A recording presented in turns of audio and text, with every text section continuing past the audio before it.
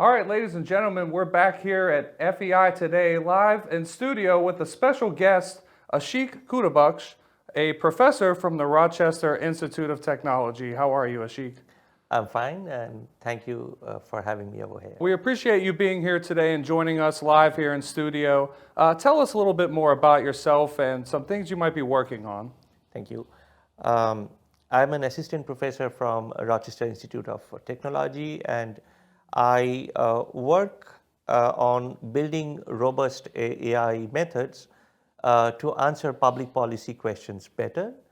Okay, so speaking on social media and artificial intelligence, can you go into depth about more of what the role that artificial intelligence has on social media and how it could be misleading in the everyday use?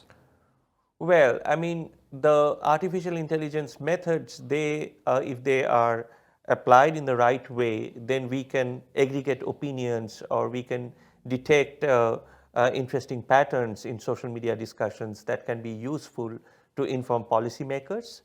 But on the downside, right now with generative AI, it is becoming increasingly very challenging to understand what we are seeing, what we are reading, what we are listening to, how authentic they are. Are they AI generated? For instance, recently in a state election, someone generated a Biden robocall, which was like a fake AI generated robocall, which was urging people not to vote.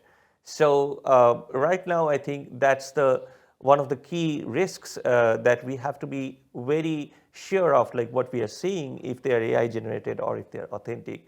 So that can make public trust in social media content or even journalistic content.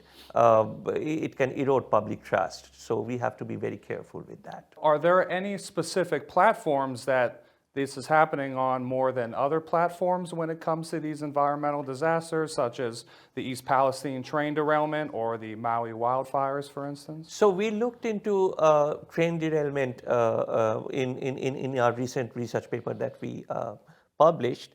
We were working with YouTube and Reddit.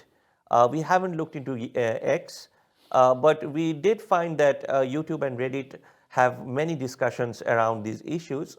And back in like 2020, I also did a paper studying water crisis in India and also the Flint water crisis, the water crisis in Cape Town. And there we found that on YouTube, people respond a lot to this kind of videos discussing about water crisis and relevant solutions and who are to blame. All these kind of videos get a lot of responses. Is there a large difference in how people react to disasters depending on if they're natural disasters like a hurricane or a wildfire compared to more of like a man-made disaster like a factory explosion or a train derailment?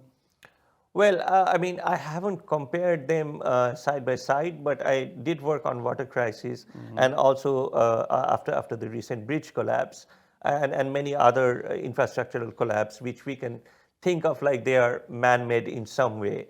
I think that in natural disasters, people point to global warming and this kind of climate change, this kind of issues more often. And when it's a man-made disaster, people typically try to discuss the government's role and how better, like more proactive governing can actually help. So those kind of themes emerge. So that's how I feel. Great. And we appreciate your time here today, Ashique. And we look forward to hearing more in the future on what we can do on artificial intelligence and the role that it plays on social media. Thanks a lot. Thanks a lot for having me over here.